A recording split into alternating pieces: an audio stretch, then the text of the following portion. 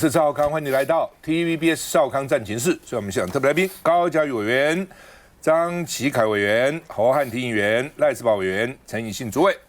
好，那今天中部2点半到3点下午网络降速哦，那第一次开始中部的各县市了哈。然后呢，13号就这个礼拜四下午2点半到3点是北部北部各县市，但南部没有，很奇怪，南部人不用网络吗？南部不需要任性吗？很奇怪，还是因为南部都是民进党执政？那我想不懂真的，我问了好几天了，没有人给我回答。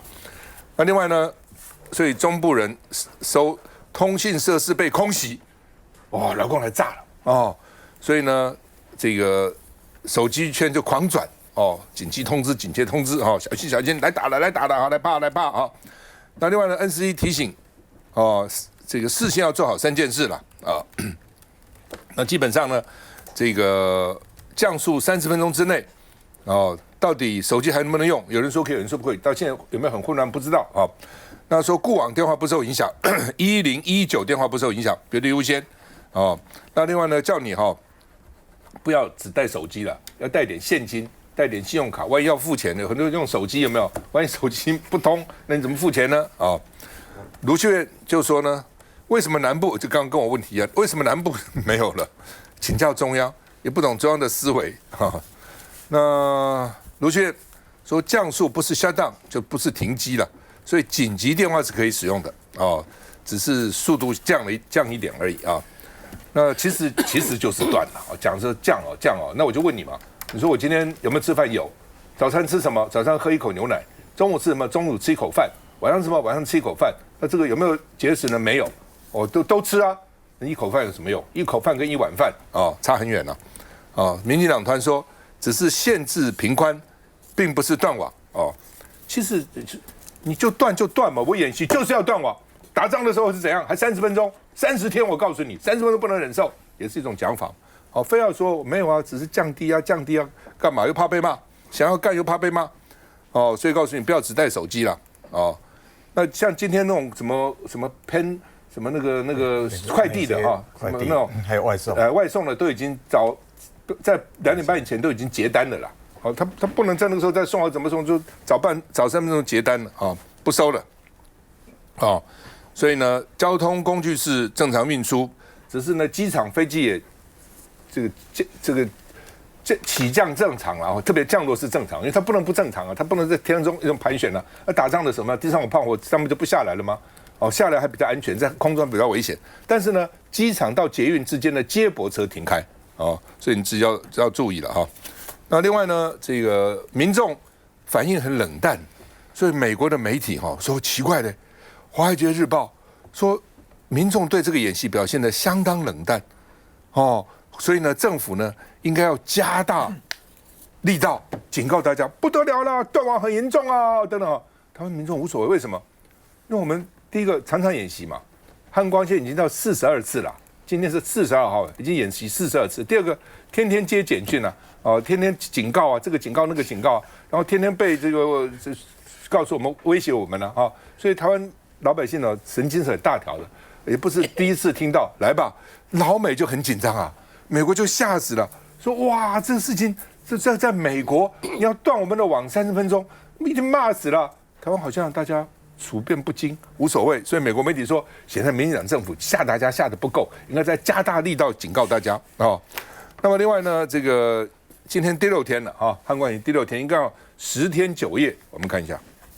手机扫 QR code 线上点餐，再平常不过的日常，中部5县市加上嘉义县市的民众，10号演习期间都要暂时抛下这些日常。载具跟来配的部分就会有受一点影响。饮品店也为演习做准备，包括电子支付、扫载具都会因为演习手机网络降速无法使用，改回银货2器开实体发票。网络降速期间呢，电子支付功能也会暂停使用，所以民众呢最好也要提前准备好现金，以免结账卡关。今年城市韧性演习习首次加入网络降速演练，10号下午2点半到3点，中部5县市加上嘉义县市的民众有半小时手机网络会跑不动，3C 重度使用者不用担心，固网和 WiFi 还是正常，只是要搭大众运输的民众也要注意。演习期间呢，想要搭乘台铁、高铁的旅客不用担心哦，因为列车是正常行驶的状况。如果还没购取票的民众呢，也可以连接站内的 WiFi， 一样能够成功了买票。但是如果是已经下载电子票证的民众呢，也不用太担心，因为呢离线的状况之下，电子票证一样可以通过闸门验票。再不然也能购买实体票，提前安排，免得影响搭乘时间。虽然手机网络降速，不过语音通话、简讯服务、紧急电话或者是灾防告警系统都不受影响。那富康巴士的撮合呢？网络跟电话我们长期来就是双轨，改用电话来进行撮合。而国内2大外送平台也都已经提前公告，演习开始前半个小时，也就是下午2点就会暂停相关服务，需要叫外送的民众提前安排，以免导致您的餐点正在演习延误中。那大伟，这里面刚才主持人讲了一个很有意思啊，他说我说绝食跟吃一口饭，他没有吃一口饭呢，在这吃5颗米啊，1%，因为1%，老师等于断了嘛，哈。那现在来讲的话，你有没有感觉到政府在做什么事情？在说断网会怎么样啦？行动支付你们就要准备现金可能就没有行动支付然后这个要大型档案的处理等等这些东西啊，都在告诉老百姓说我要断网了，我要断网了。你看，因为老公打来了，很危险了，我们家网断了，怎么办？那我就问一个下一句话。政府你做什么？政府你做什么？乌克兰跟俄罗斯打仗的时候，网是断的啊。你看乌克兰做什么？引进的 Starlink， 对不对？星链有低轨卫星，来，政府给你低轨卫星。社区呢是什么？社区每一个家可能家自己有装 WiFi， 可是社区里面，比如说我到中庭区，我离开我的家，那就没有 WiFi 了。社区变成社区的 WiFi， 你把它是建立起来，就是政府应该要告诉老百姓说，你不要怕，即便有战争，我要让各位一样可以网络吃到饱，一样网络通。虽然外面的这个网络，我们的海底电缆被弄断了，所以没有海底电缆，没有这些那可是我要想办法帮你。但政府不是啊，政府做了前半段，开始恐吓完毕以后，下一步呢？下一步是什么？没有下一步，完全没有下一步。看一看乌克兰，你要怎么做？看一看其他的国家怎么做。但是老实讲，民主国家很少有用什么断网来做演习的啦。因为这里面来讲，很明显来说的话，你现在来讲你是 WiFi 可以用，固网可以用，那我就问你一句话，那能不能行动的 WiFi 可不可以？就是我在行动当中，原来4G 或者5G。或者以后的6G 是断了，可是我能不能用行动的 WiFi 随身的一个 WiFi？ 那就是什么？行动 WiFi 其实上就是随身的 WiFi 机啦，或者是行动网络的分享器，类似这样的概念。这个政府应该把我们建立起来，让老百姓说，即便在战争的时候，那么你都生活一切照旧。最后一点我一定要强调的就是。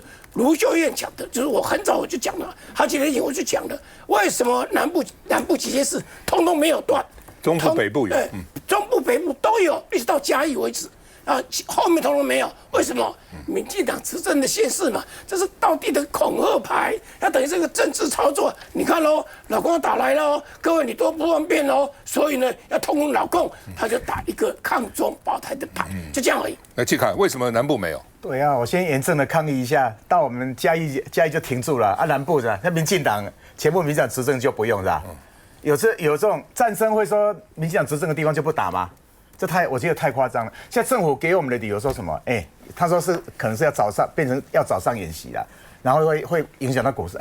不是股市的开市的时间吗？我觉得民进党这越解释越离谱了。那这次来讲，这个半吊子这个演习，我觉得是非常非常离谱。你看这段时间有发生战争的地方，乌俄战争，美伊打起来，有那个半吊子说降速的吗？但全部都断啊！你现在演习是为了什么？就是预防如果真的发生，两岸如果真的打起来，有可能只有30分钟吗？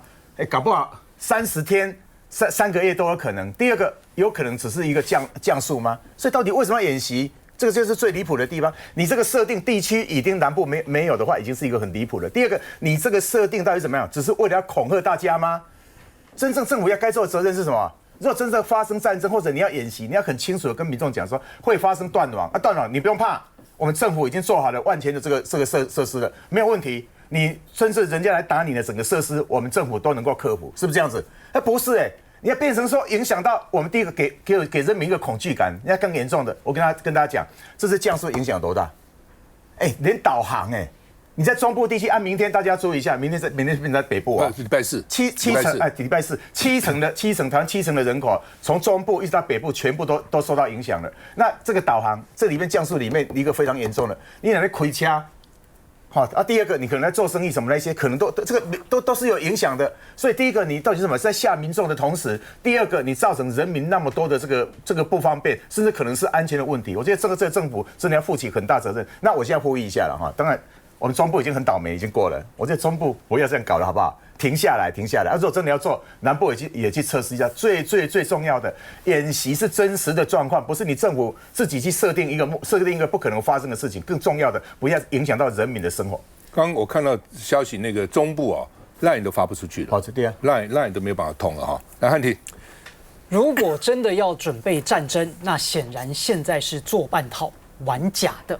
那为什么不敢做全套？因为做全套就会惹民怨，所以要么玩假的，要么顾选票，这两种都对民进党是重重的打击。所以我认真呼吁，民进党如果要搞抗中保台，应该要搞全套哪有什么南部地区就不实施的？这一次时间配合不上，下次时间也要配合得上，而且不能够只是在搞降速，应该要全部断网，要让大家集体领悟到抗中保台是有彻底的代价的。如果大家继续票投民进党，那断网就会成为人民生活的日常。绿营先前不是说，战争来临，大家一样可以过正常的生活吗？没有啊，断网就是最简单而且一定会发生的具体事实。所以我全力呼吁民进党不要再做半套，你抗中保台全是假，应该认真做全套，让全台人民都知道，只有票投在野党，让两岸和平，才能够有幸福的上网生活。休息一下就回来。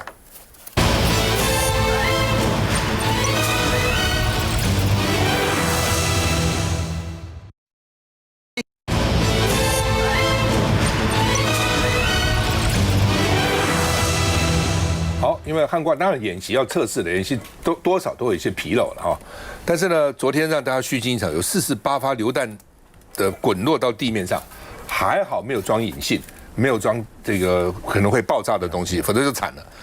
看到没有？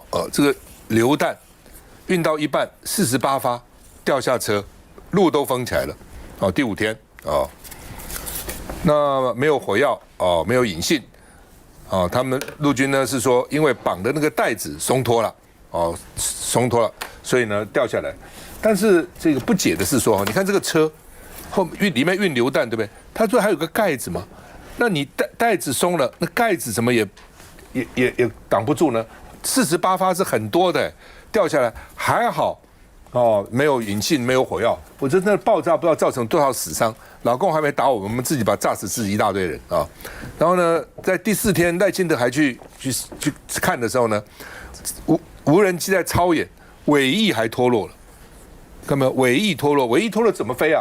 军方说还可以飞，问题是尾翼都没有了那军方说不影响飞行，那就干脆以后无论就不要尾翼算了嘛，还可以少个零件演习5天出了很多包了，第1天战车的逃生门就掉下来了，看到没有？因为战车在底下有逃生门，万一上面被炸以后呢，可以从底下逃生，逃生门自己掉下来先逃生了，然后呢第1天然后呢这个 F-16的晚上说因为下雨，所以嘉义那个地方呢 F-16冲出跑道，然后第2天这个通讯车卡住路桥了，看到没？说太高了，这个被卡住了，卡在上面然后第4天。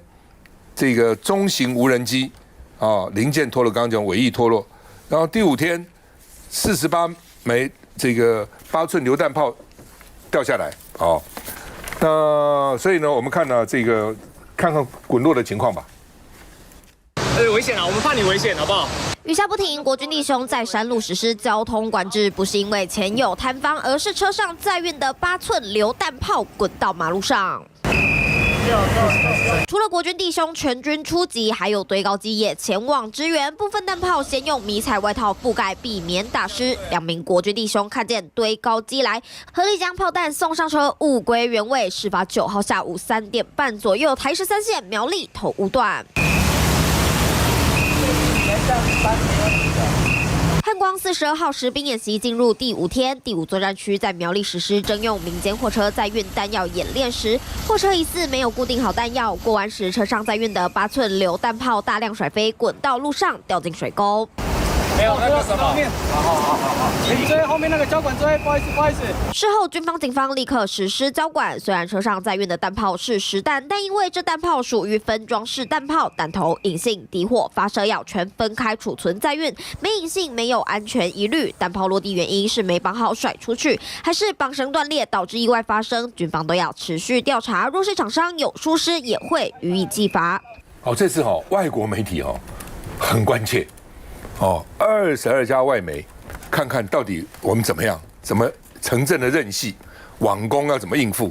日本就来了7家，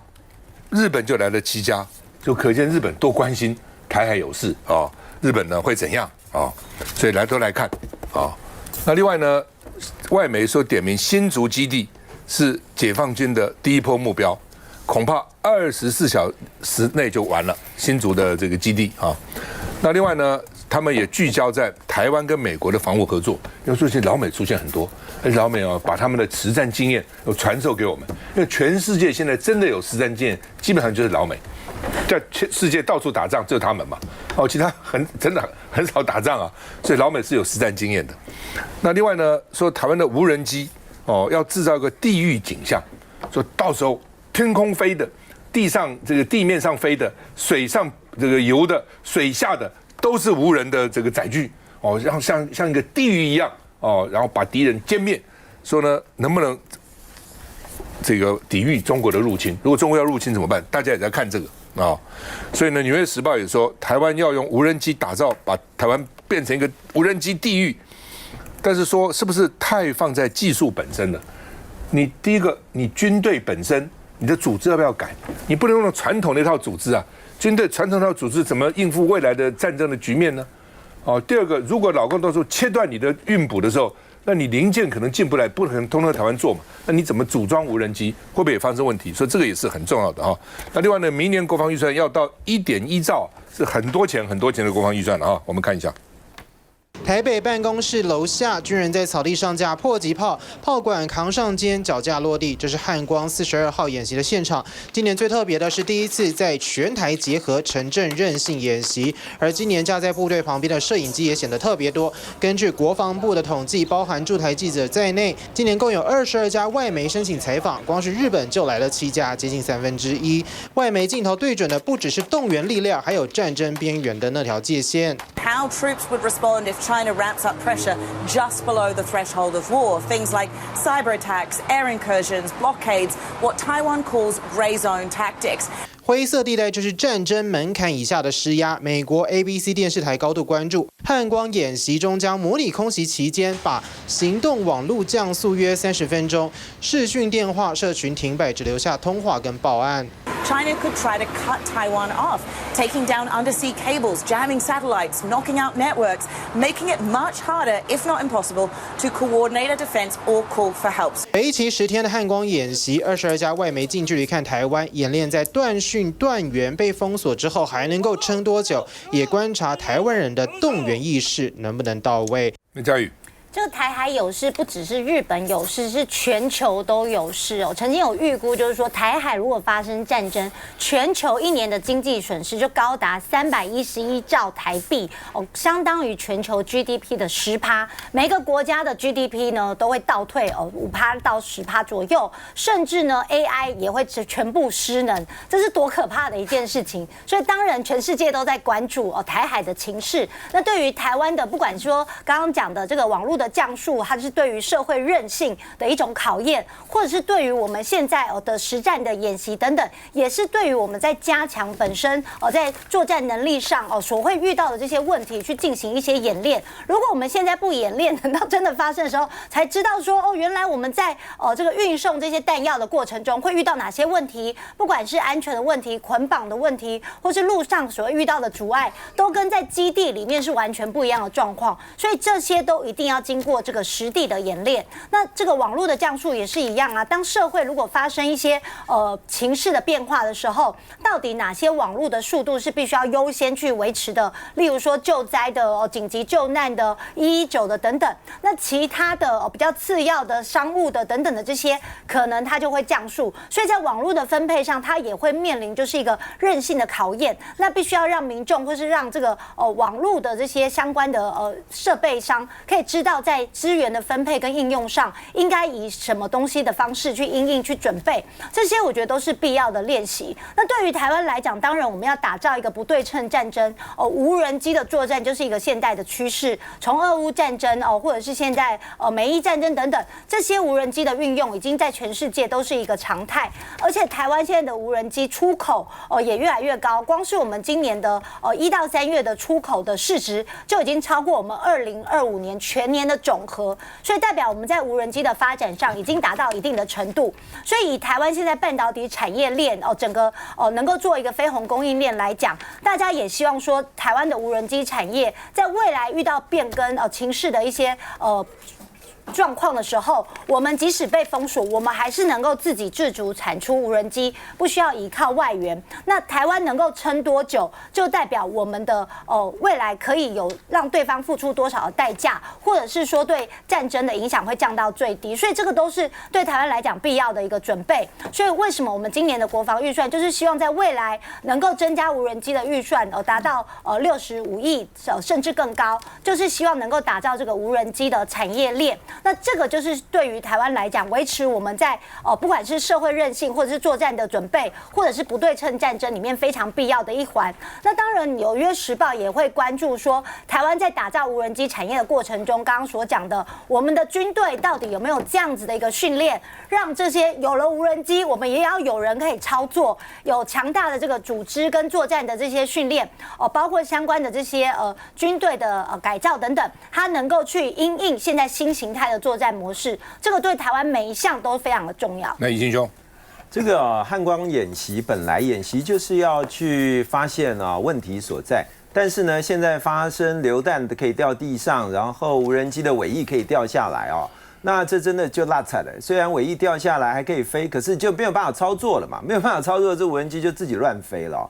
那你今天说汉光演习，其实我们过去汉光演习都是5天啦。我在总统府的时候，我们通常第4天的时候，总统就会去看汉光演习。为什么？因为第4天打得差不多了到底还剩下多少兵力？美军来了没有到底撑4天够不够？那现在汉光演习这一次拖到10天其实现在已经进入到最后大决战了啦。到底现在兵力还剩多少那美军到了没有？那现在是现在兵推最重要这个演习的一个结果那我必须要说像这一次。像做这个行动断网这个降速老实说，实在是哪个国家是这样在打仗？哪有打仗的时候，行动网络降速还留个几%让你用？没有这回事。但是为什么要做这个？其实大家可能不知道，以前在汉光演习的时候很多地方呢，在直管通勤不是要用这个无线电各种通讯有时候那个有问题结果那些阿兵哥要怎么样？真的拿手机拿LINE在联系真的是拿手机自己用辅助的方式在做这个直管通勤。所以这一次当然要做这样的一个做法那我想这一次在刚刚讲到汉光演习，我们现在在看这个结果，很多美方的人都在看，因为这次我们还是全旅教招这次为什么这个华盛顿华尔街日报这么紧张？因为这写给美国人看的。